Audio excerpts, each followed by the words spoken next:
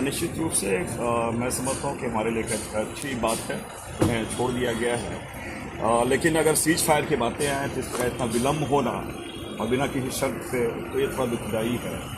एक बात मैं जरूर कहना चाहूँगा, जिस प्रकार के पूरे घटनाक्रम में पहलगांव की घटना के बाद पूरा देश न केवल आतंकवादियों पर आतंकवाद के खिलाफ लड़ रही है, लेकिन इसमें जिस प्रकार ट्रंप का पदार्पण हुआ और आतंकवादी वाले इशू चले गए और वो ट्रेड वाले इशू आ गए, तो क्या अगर मैं एक फिल्म बड़ी हिट हुई है यहाँ पे फ्लावर समझा क्या, तो क्या मोदी जी क्या वो फायर या सीज फायर है, पहले मुझे ये बतलाना चाहिए।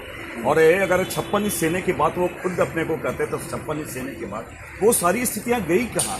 इसलिए आदरणीय खड़गे जी ने, राहुल गांधी जी ने विशेष सत्र की मांगी। देश के सर्वोच्च पंचायत में, एक लोकतंत्र में, जमहूरियत में, डेमोक्रेसी में हर नागरिकों को जानने का अधिकार है कि देश के साथ क्या हुआ, ऐसी कौन सी परिस्थिति हुई कि ट्रंप को इंटरफेयर करना पड़ा। और अगर मोदी जी के राष्ट्र के नाम संबोधन में पूरी बातें गौण हो गई, उन्हें सफाई देनी चाहिए। ये पहले भी स्थिति आई। अगर आज हम इंदिरा जी की बात करते हैं, उन्हें स्मरण करते हैं, तो 1971 में भी इसी प्रकार हुआ था।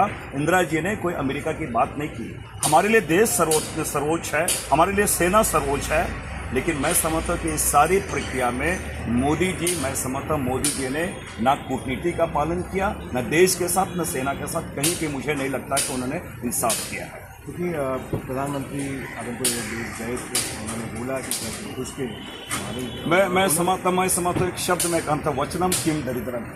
तो क्या आप अपने केवल शब्दों के शेर बनना चाहते हैं? और एक प्रायोरिटी होती है, मैं समझता हूँ प्रायोरिटी होती है। राहुल गांधी जी आए, वो कश्मीर चले गए, मोदी जी आए, बिहार में चुनाव में चले गए।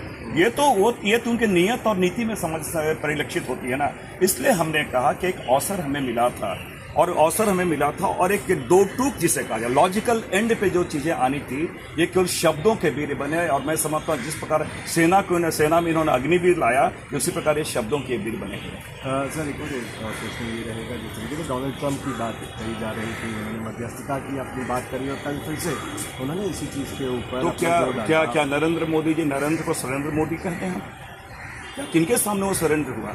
अरे सरेंडर तो वो वहाँ, समर्पण तो वहाँ होना चाहिए, सरेंडर तो वहाँ होना चाहिए देश के समक्ष, सेना के समक्ष, उस शक्ति के समक्ष।